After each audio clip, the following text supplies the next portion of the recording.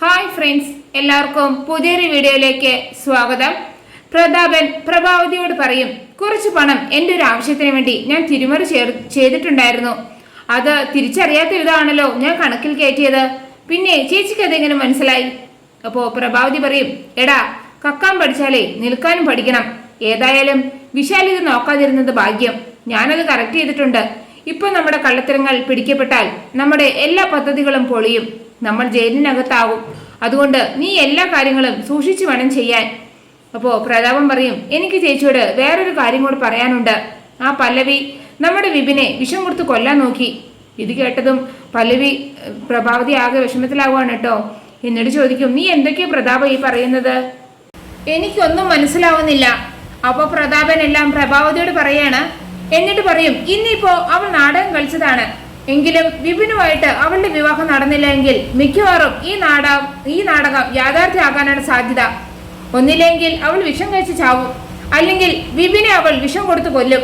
അപ്പോ പ്രഭാവതി പറയും, അവൾ മഹാ അപകടകാരിയാണല്ലോ. അവളെ ഇനി ഈ വീട്ടിൽ വെച്ചുകൊണ്ടിരുത്തിയാൽ ശരിയാവില്ല. എങ്ങനെയും അവളെ ഇവിടെ നിന്ന് പറഞ്ഞു വിടണം. അപ്പോഴാണ് പല്ലവി അതുവഴി പോകുന്നത് പ്രഭാവതി കാണുന്നത്.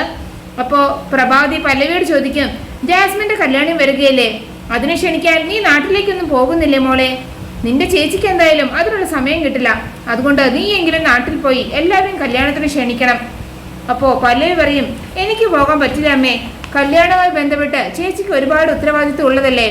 അതൊക്കെ കൃത്യസമയത്ത് ചെയ്തു തീർക്കണമെങ്കിൽ ചേച്ചി മാത്രം ഓടി നടന്നാൽ പോരാ, കൂട്ടിനെ ഞാൻ കൂടെ വേണം.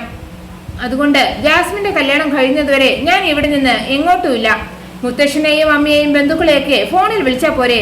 അവരെയൊക്കെ ഞാൻ ഫോണിൽ വിളിച്ച് ക്ഷണിച്ചോളാം. അപ്പോൾ പ്രഭാവതി ചോദിക്കും, നേരിട്ട് ക്ഷണിക്കുന്നതല്ലേ മോളെ അതിൻ്റെ ഒരു മര്യാദ?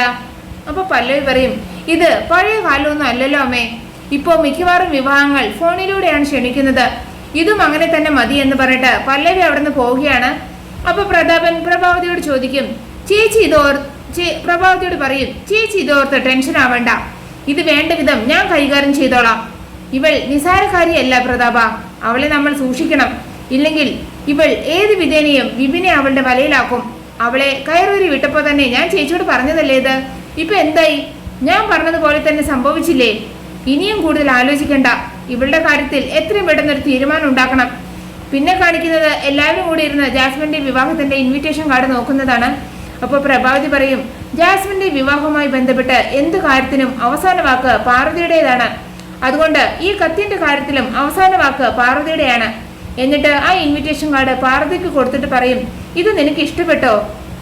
അപ്പോൾ പാർവതി ആ ഇൻവിറ്റേഷൻ കാർഡ് നോക്കുമ്പോൾ പാർവതിക്ക് തോന്നുന്നത് വരന്റെ ഫോട്ടോയുടെ സ്ഥാനത്ത് വിശാലിന്റെ ഫോട്ടോ ആണ് കേട്ടോ. അപ്പോൾ പെട്ടെന്ന് പാർവതിയുടെ കയ്യിൽ നിന്ന് ആ ഇൻവിറ്റേഷൻ കാർഡ് താഴേക്ക് വീഴാണ്.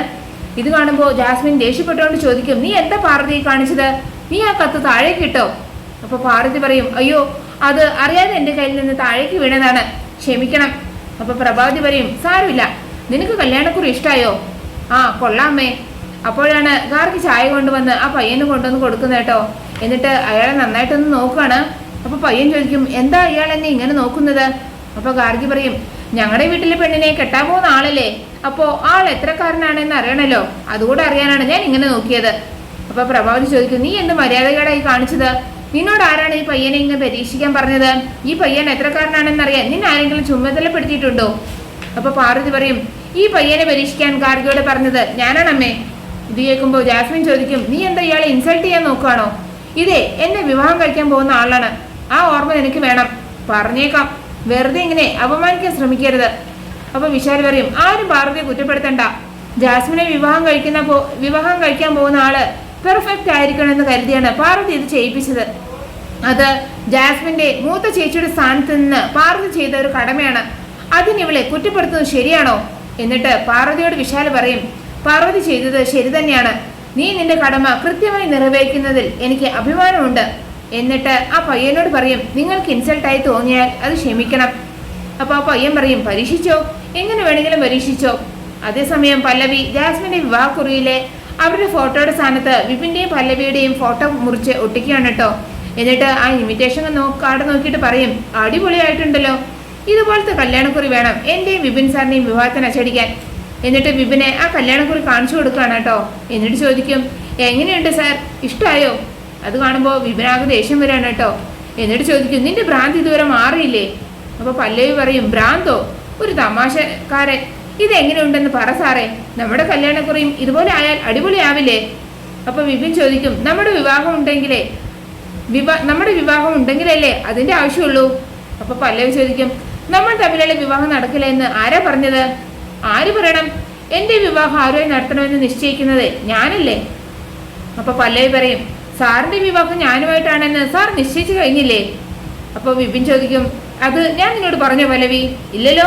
അപ്പൊ പല്ലവി പറയും, സാർ അത് വാ തുറന്ന് പറഞ്ഞില്ലെങ്കിലും സാറിന്റെ നോട്ടത്തിൽ നിന്നും ഭാവത്തിൽ നിന്നും എനിക്കത് മനസ്സിലാക്കാവുന്നതേ ഉള്ളൂ. ഇനിയെങ്കിലും മടിക്കാതെ പറ, എന്നെ വിവാഹം കഴിക്കാൻ ഇഷ്ടമാണെന്ന്. അപ്പൊ വിപിൻ പറയും, നീ മനസ്സിൽ തെറ്റായ ധാരണ വെച്ചാണ് എന്നോട് പെരുമാറുന്നത്. എനിക്ക് നിന്നോട് നീ കരുതുന്നത് പോലെ ഒരു ഇഷ്ടവുമില്ല. നിന്നെ വിവാഹം കഴിക്കാൻ താല്പര്യവുമില്ല. നമ്മൾ തമ്മിലുള്ള വിവാഹം ഒരിക്കലും നടക്കാൻ പോകുന്നില്ല. സ്വപ്നത്തിൽ പോലും അത് നടക്കില്ല. അപ്പൊ പല്ലവി പറയും, നമ്മൾ തമ്മിലുള്ള വിവാഹം ഞാൻ സ്വപ്നം കണ്ടിട്ടുണ്ടെങ്കിൽ അത് നടന്നിരിക്കും. ഇത് കേട്ടുകൊണ്ടുവരുന്ന പാർവതി പല്ലവിയോട് ചോദിക്കും, നിന്നോട് ഞാൻ പറഞ്ഞിട്ടുള്ളതല്ലേ വിപിനെ ശല്യപ്പെടുത്തരുതെന്ന്? നീ എന്തിനാണ് നിന്നെ വിവാഹം കഴിക്കണമെന്ന് പറഞ്ഞ് വിപിന്റെ പിന്നാലെ ഇങ്ങനെ ചുറ്റുന്നത്? വിപിൻ നിന്നെ വിവാഹം കഴിച്ചടങ്ങൂ എന്ന് പറഞ്ഞ് നീ വാശി പിടിക്കാൻ നീയും വിപിനും തമ്മിൽ എന്താണ് ബന്ധം? എന്ത് അവകാശത്തിന്റെ പേരിലാണ് വിപിൻ നിന്നെ കല്യാണം കഴിക്കേണ്ടത്? വിപിനെ വിവാഹം കഴിക്കണമെന്ന് പറയാൻ എന്ത് യോഗ്യതയാണ് നിനക്കുള്ളത്? ഇനി ഇവന്റെ പിന്നാലെ നീ നടന്നാൽ അടിച്ചു നിന്റെ കരുണ പൊകയ്ക്കുക എന്ന് പറഞ്ഞിട്ട് പാർവതി പല്ലവിയെ തല്ലാൻ കയ്യോങ്ങാണ് കേട്ടോ. അപ്പൊ പല്ലവി ആ കൈ പിടിച്ച് തടയാണ്. എന്നിട്ട് ചോദിക്കും, നീ എന്റെ കൈ തടയുന്നു? നീ എന്നെ അടിക്കാൻ കയ്യോങ്ങുന്നുവോ? വിപിൻ സാറിനെ കല്യാണം കഴിക്കണമെന്നേ ഞാൻ ആഗ്രഹിച്ചതിൽ എന്താ കുഴപ്പം? നീ എന്താ അവകാശത്തിലാണ് വിശാൽ സാറിനെ വിവാഹം ചെയ്തത്? നിനക്ക് എന്ത് യോഗ്യത ഉണ്ടായിട്ടാണ് നീ വിശാൽ സാറിന്റെ ഭാര്യയായത്? നിനക്ക് എന്ത് അവകാശമുണ്ടോ യോഗ്യതയുണ്ടോ അത് തന്നെ എനിക്കുണ്ട്. അതുകൊണ്ട് അതിന്റെ പേരിൽ നീ എന്നെ ചോദ്യം ചെയ്യണ്ട. ഒരു കാര്യം കൂടെ ഞാൻ നിന്നോട് പറയാം, ഞാനും വിപിൻ സാറും തമ്മിലുള്ള വിവാഹം നടന്നിരിക്കും. ജാസ്മിന്റെ വിവാഹത്തിന് മുമ്പ് തന്നെ ഞാനും വിപിൻ സാറും വിവാഹിതരാകും എന്ന് പറഞ്ഞിട്ട് പല്ലവി അവിടുന്ന് പോവുകയാണ്. പിന്നെ കാണിക്കുന്നത് ഗാർഗി പോയിട്ട് പല്ലവിയോട് ചോദിക്കും, നീ എന്തിനാണ് നിന്റെ ചേച്ചിയെ ഇങ്ങനെ വിഷമിപ്പിക്കുന്നത്? അപ്പൊ പല്ലവി പറയും, അവൾ എന്റെ ചേച്ചിയൊക്കെ തന്നെയാണ്, എങ്കിലും അവളുടെ മനസ്സ് മുഴുവൻ വിഷമാണ്. അപ്പോൾ ഗാർഗി ചോദിക്കും, ഇങ്ങനെയൊക്കെ പറയാൻ നിനക്ക് എങ്ങനെ തോന്നുന്നു പല്ലവി? ഇതുപോലെ ഒരു സാധുവും നിഷ്കളങ്കവുമായ ഒരു പെൺകുട്ടിയെ ഞാൻ ഇതുവരെ എൻ്റെ ജീവിതത്തിൽ കണ്ടിട്ടില്ല. അപ്പൊ പല്ലവി പറയും, നിങ്ങൾക്കൊക്കെ അവൾ സാധുവും നിഷ്കളങ്കിയായിരിക്കും, പക്ഷേ എനിക്ക് അവൾ ശത്രുവാണ്. ശത്രു. അവൾക്കുള്ളിൽ നന്മയുണ്ടെങ്കിൽ അവൾ എന്താ ചെയ്യേണ്ടത്? ഞാൻ വിപിൻ സാറും തമ്മിലുള്ള വിവാഹത്തിന് അവൾ എനിക്കൊപ്പം നിൽക്കുകയല്ലേ വേണ്ടത്?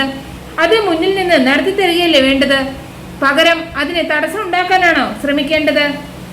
ഇത് കേൾക്കുമ്പോൾ ഗാർഗി പറയും, പാർവതി എന്തുകൊണ്ടാണ് നിന്റെ ആഗ്രഹത്തിന് തടസ്സം പറയുന്നത് പല്ലവി? നീ വിപിനെ വിവാഹം കഴിക്കണമെന്ന് പറഞ്ഞ് വാശി പിടിച്ച് നടക്കുന്നു. എന്നാൽ നിന്നെ വിവാഹം കഴിക്കാൻ ആഗ്രഹമുണ്ടോ? ഇല്ലല്ലോ. നീയുമായിട്ടുള്ള വിവാഹത്തിന് താല്പര്യമില്ലാത്ത വിപിനെ നീ വിവാഹത്തിന് നിർബന്ധിക്കുന്നത് ശരിയാണോ? അതുകൊണ്ടല്ലേ പാർവതി നിന്നെ ചോദ്യം ചെയ്തത്? അതിലെന്താ ഇപ്പൊ ഒരു തെറ്റ്? അപ്പൊ പല്ലവി പറയും, പാർവതിയുടെ പക്ഷം പിടിച്ച് എന്നെ ഉപദേശിക്കാനാണ് ഗാർഗി വന്നതെങ്കിൽ എനിക്കത് കേൾക്കണ്ട.